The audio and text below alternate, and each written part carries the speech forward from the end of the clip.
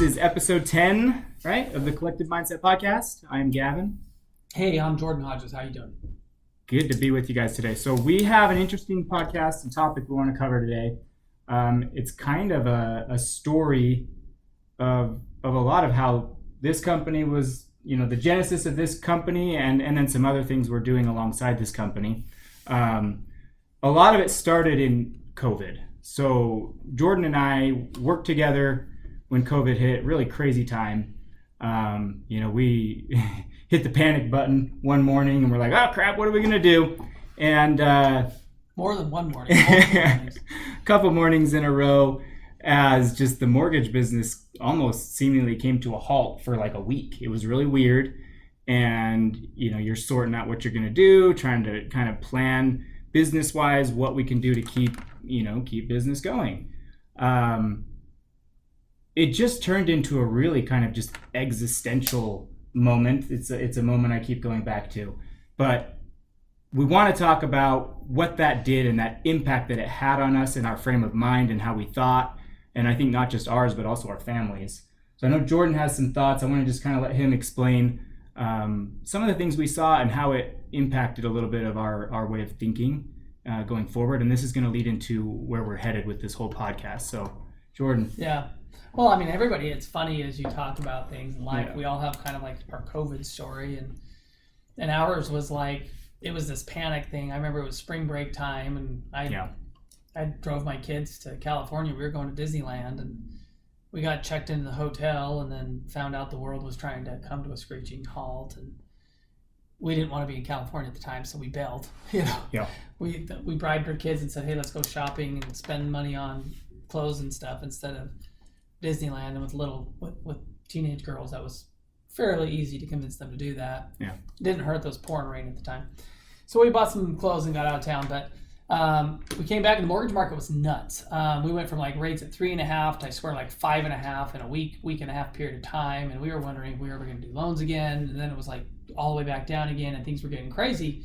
And then as we really got into the meat of COVID is when things really got bananas. And everybody has these experiences, but we won't get too political here, but the government came in and basically said, oh, these businesses need to shut down and all this stuff, and you can't go to the office. And lucky for us, we were like, well, financial industry was considered like, necessary business, or we could stay open. And so we'd come to the office, but it was funny. The company we worked for, I kid you not, like every few weeks we had to fill out this survey questionnaire about who was coming to the office or who was working, had anybody had COVID, all these different things. It was just like all this panic and pandemonium and people's businesses being forced to be shut down, really at the end of the day, kind of for no reason.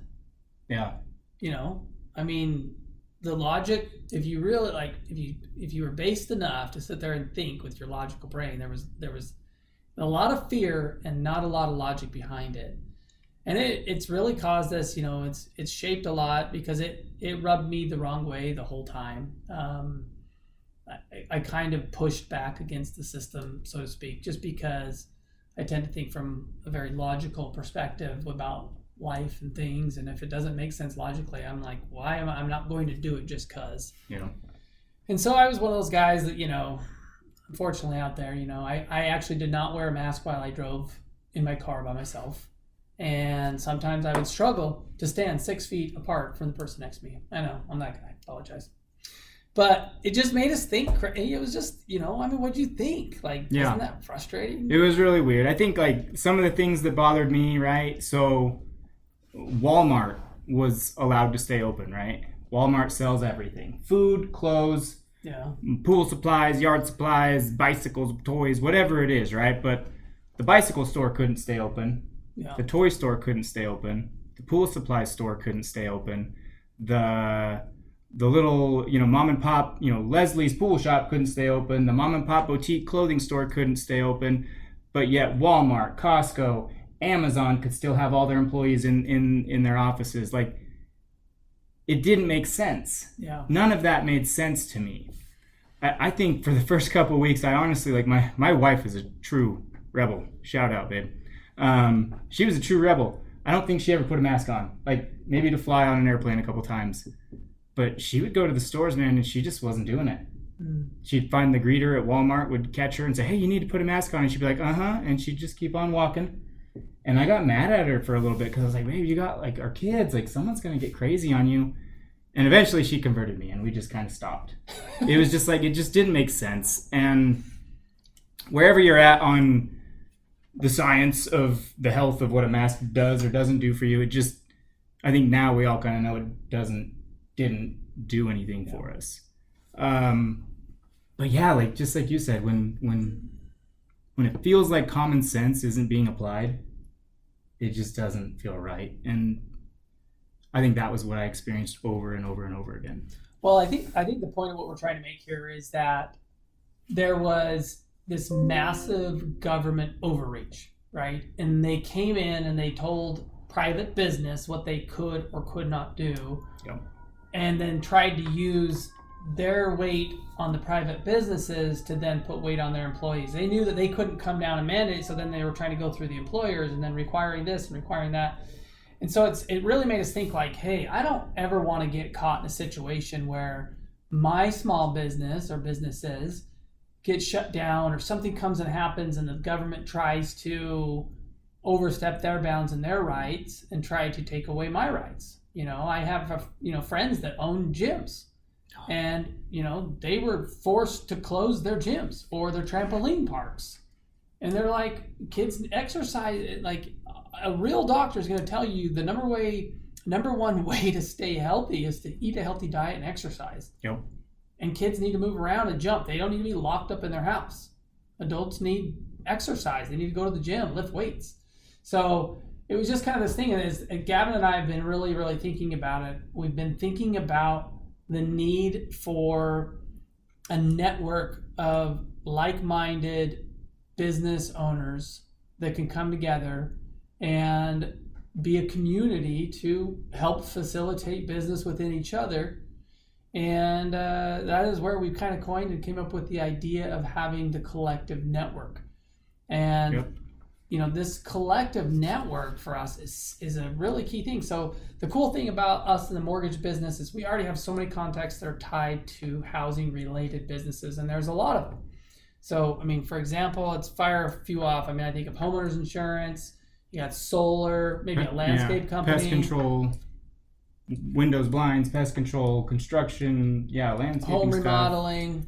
It's all across the spectrum there of businesses. You'd be surprised how many small businesses are tied directly to real estate and the transactions that, as a mortgage company, we're dealing with, right? And we have a chance to help connect people into those clients, right, that are buying a home. They're going to need a lot of these things. So now you go buy a house. Think about, you need to set up all new services. Yep. If you're from out of state or something like that, you're thinking like, hey, I just moved to Arizona. I don't know anybody. I want this or that. And so we thought like, hey, well, we already have this. It's not formalized, but let's create a formal collective network of people who are vetted that, that have the same values as us, that think the same. People want to do business with people that they like, know, and trust.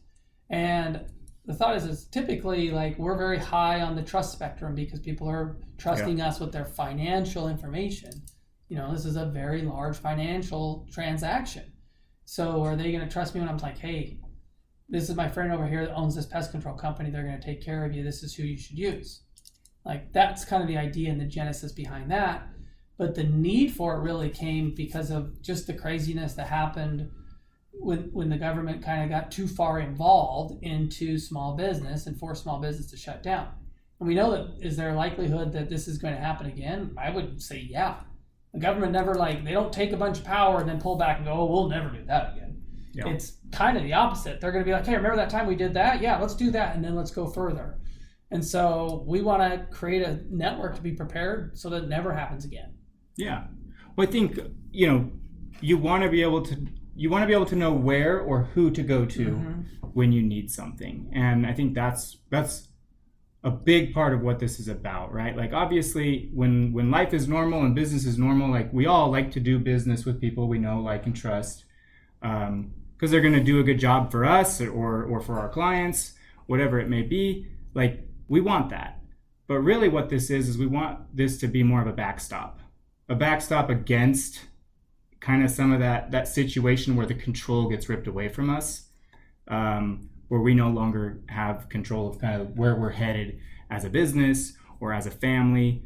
I know my children, like we start talking about COVID and my kids are still like, they get sad. Yeah, like my daughter will shed a tear. My son, like, he's like, man, that was so hard. Like, people weren't hanging out, sports weren't happening. Like, my daughter had a weird birthday that year. Like, all this stuff happened that they remember. Like, it was impactful. It is a huge part of their memories right now. And I don't want that to happen again. I don't want to allow that to happen again. And I think having a community of people, business owners, people, family members, friends that are working together to keep doing business, to financially support yourselves, but to emotionally, mentally support each other, to be someone you can turn to when you need them. I think that's kind of the secondary part of this, right? That's probably more when the government does something like this again, it's that emotionally we get to lean on each other. We don't have to just sit there and throw our hands up like, what do we do? Guess we'll stay home again. We get to lean on others. We get to talk to others. We get to say, hey, what do you think we should do? Here's what I'm thinking. How can we do this all together to get through it as best as possible? So Gavin, we're talking here about really the need for the collective network. And I wanted to just kind of expound on what the collective network is. And I think about, I touched on it earlier, that people want to do business with people who they know, like, and trust. And I think about, like, who knows what's going to happen in the future? Who knows what the next pandemic or big old challenge is going to be? But I feel like there's something coming that's going to limit our ability to do business or to advertise our business or whatever. And so, not saying we're going to create a black market of business, but I just want to create a network where, like, I can help connect the pest control guy with the landscape guy, who also knows a remodeling guy, who knows an AC repair guy, who knows the mortgage guy, and all these different things. And we become this network where we help and support and grow. We refer business back and forth with each other. We've all vetted each other, so everybody, we know that we're trustworthy individuals. Integrity is important. Our client experience is very important. Like, we want to know, the people know they're being taken care of. They're not being taken advantage of. So there's so much value in that, but even above and beyond that, one of the things that I noticed that was really striking during kind of the pandemic was that many people didn't know where to turn for emotional or mental support, financial support. Like, it just kind of felt like the world was closing in on a lot of people. Yeah. And so we thought about, like, man, like, think about this idea. We have this network of small business owners, and we're all striving. Like, everybody that owns a small business, they're driven, obviously, to a certain extent. Mm-hmm. Like, they've got a vision for the future, but we want to help. Why can't we help each other unlock theirs and ours greatness, purpose, and divinity, and help them realize their true vision and what they can and can't become? And if we all come together and we help each other and we support each other, maybe everyone's vision isn't the exact same, but maybe we can expand our horizons and our understandings, and we strive to improve each other in all aspects of our lives. And so we're thinking about, like, let's reference the 4 F's that we talked about: your faith, our family, our finances, and our fitness. Yeah. Like, I think about what kind of impact can we have on this community, Gavin, if we create this collective network, this group of small business owners, and we get together and we talk about helping each other and growing each other in business. That's going to address their finances. But we're also talking about the community, and the community starts in the home. It's with your family, and the changes you can make to your family and the support you can go there. And that obviously is part of your faith and what you believe in and how deep you are, and then your fitness about how you feel about yourself and your longevity, your quality of life. Yeah. I mean, don't you think that there's a need for this kind of community in today's day and age? Don't you think this is more than ever, it's needed now? There's so much need for that, whether we're in a COVID pandemic or not. That is tearing us all apart. I think that there is this sickness in the world, which is like perfectionism. It's never let them see you sweat kind of attitude. Don't show any weakness. Make sure you present a certain way. There's all these things that we all do it. We've all got these shame shields. We've all got these images we want to present to those around us. But man, what if there was a place you could go that wasn't that? Like, what if you could go somewhere and you could talk to people about the things you're actually struggling with? And other people, just like you might go and be vulnerable, other people are willing to go and be vulnerable. Because that's like the worst feeling. That's the scary part about sharing something that's going on with your life, right? Is that you feel like people are going to say, "Oh, I'm so sorry. Bless your heart. We'll pray for you." Like, well, I think that's like, you don't want that, right? You want to be able to go somewhere and like, if you're feeling such a way that you feel like you got to share it, like you want someone to say like, "Ah, dang, dude, that's really hard." Like, maybe I had a situation that was like that, or I can relate because of this. Like, maybe might not need someone to fix your problem, but maybe you just want someone to hear you that day. Like, be able to talk about it, be able to lay that out there.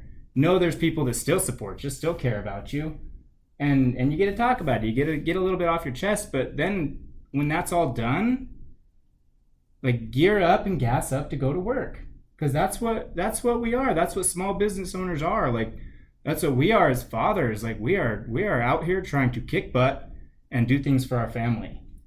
And sometimes you need help. You want people that can support you around you. But when you're done, you get your support, and then you got to go right back to work.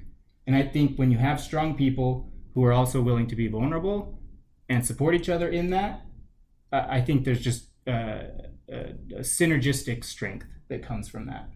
Yeah.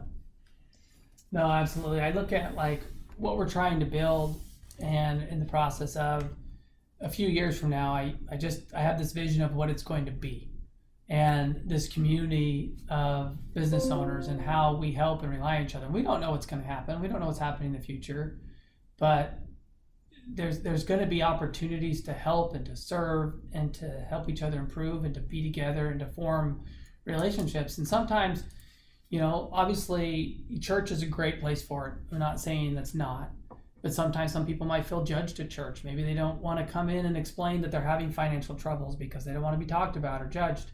Or maybe they're just having challenges. Like, let's talk about it.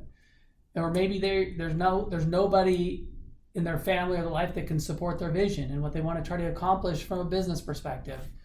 And the one thing I've learned is I've kind of really gone down this entrepreneurial, path these last few years, and specifically the last 6 months or so, is that everybody who is kind of at the top of a mountain, so to speak, or really successful, they've all had mentors. They've all had, and a lot of them have, one mentor and 3 coaches for different areas of their life, and they're checking in all the time, and they're doing all these things. Like, that may not resonate for everybody, and it might not be affordable for everybody. And so our thought is like, as we go through and we build this, like, we can build off of each other. I mean, really what's needed is a community.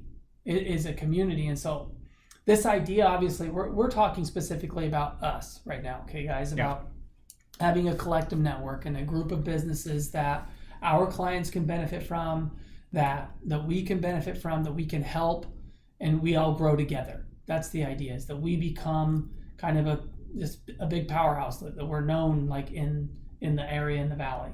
But I think about like, some of these like mom groups, right? That's a collective network, man. Yeah.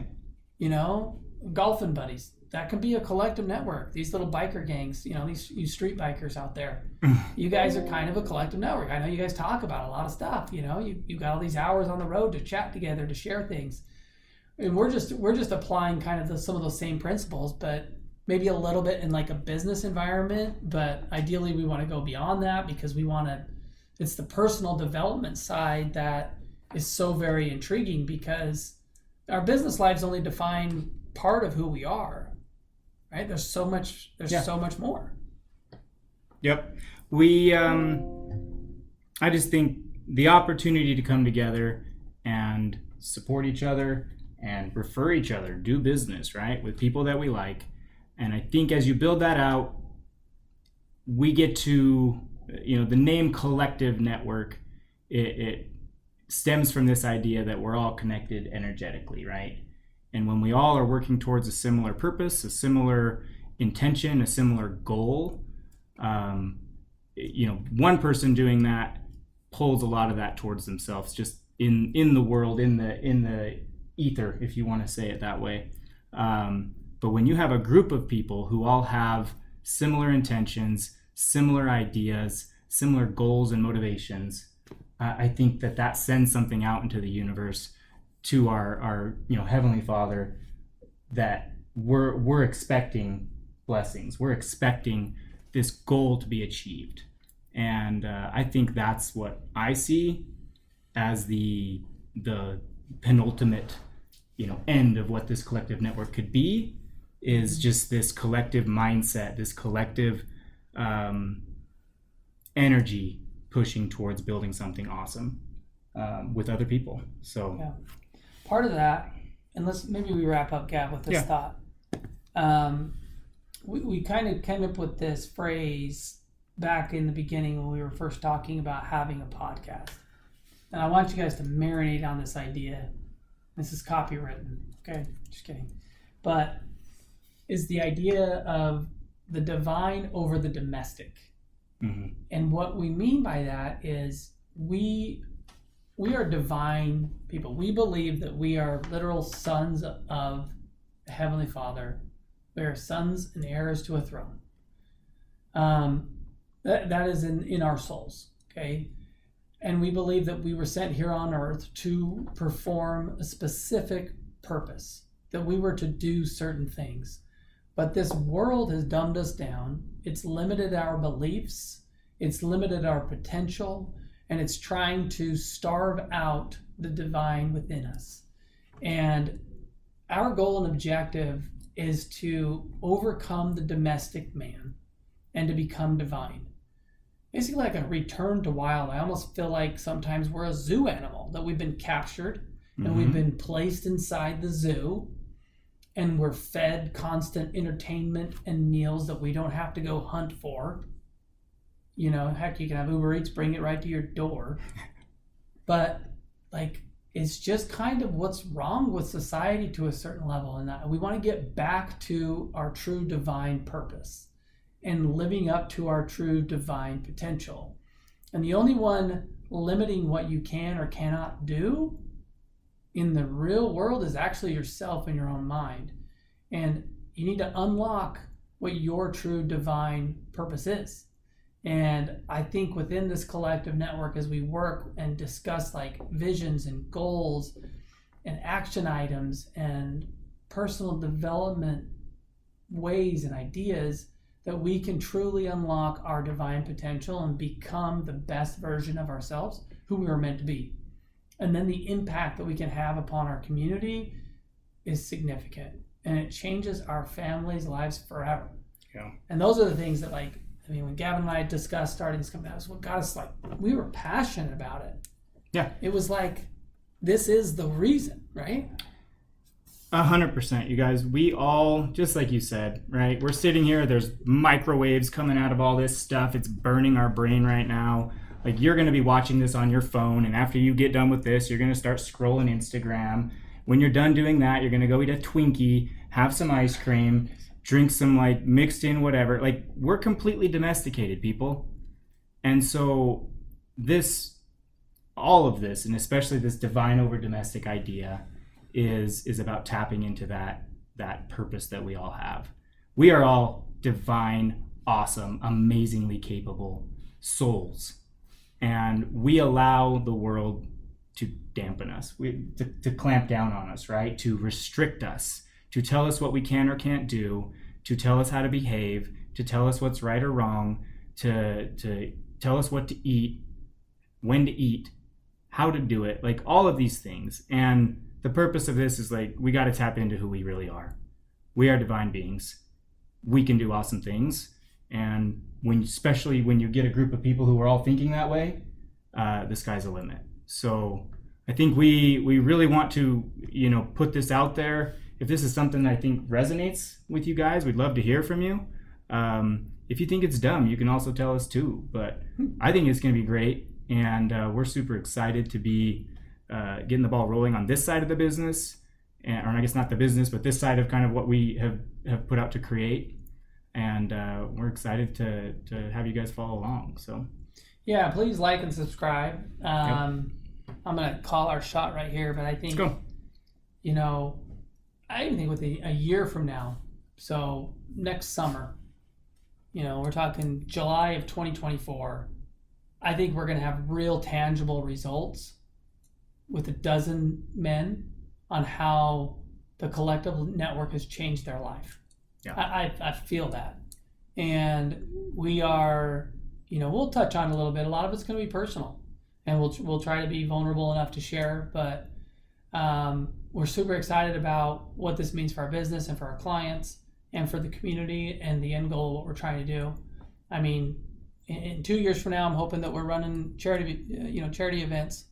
Yeah. And all these businesses that are all involved, and we're all sponsors. It's just a charity designed to benefit the community. Yep. And we figure out certain causes within the community that we love, and that we're supporting them, and that's how we're showing our appreciation to the community. So there's just a lot of cool things that can happen, guys. We won't keep you any longer, but thank you so much for tuning in. If you made it this far in this video, you're a real champion, a true friend and follower, and a scholar. And a scholar, and a gentleman. All right. Let's do it. Thanks, guys. Thanks. Boom.